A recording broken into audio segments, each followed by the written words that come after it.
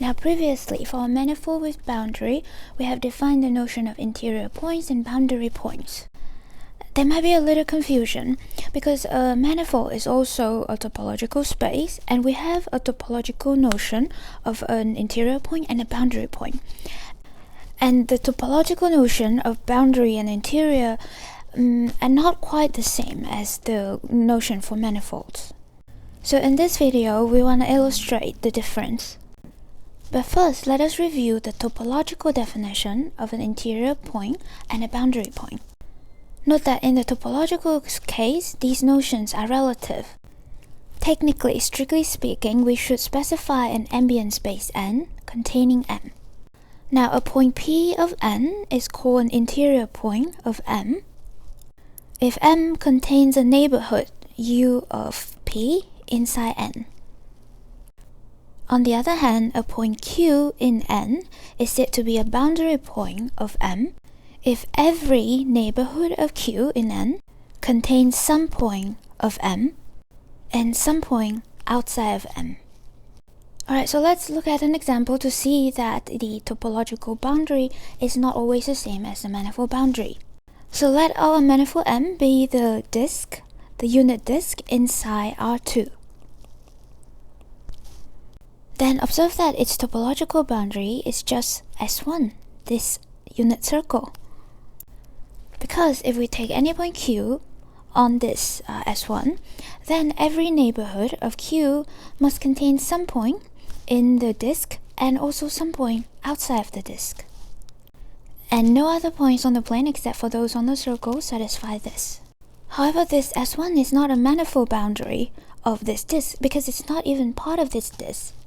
Actually, the manifold boundary of this disk is just empty, because there's no open subset of this disk that's actually homeomorphic to an open subset of the upper half space of this form, right? Thus, for the open disk in R2, we see that the topological boundary and the manifold boundary are different. But note that if we take the closed disk, then the topological boundary and the manifold boundary are the same and both equal to S1. Now let's look at an example where the manifold interior and the topological interior are different. For example, let's look at this closed strip in the closed upper half plane. Then observe that its topological interior is this half-open strip. Here you might object and say, wait, not every point has an open neighborhood. For example, this P here does not have any open neighborhood that is contained inside this interior, inside this strip. But you have to be careful here because we are viewing this Z as a subspace of the upper half space. So when we are talking about neighborhood, we are talking about neighborhood inside the upper half space.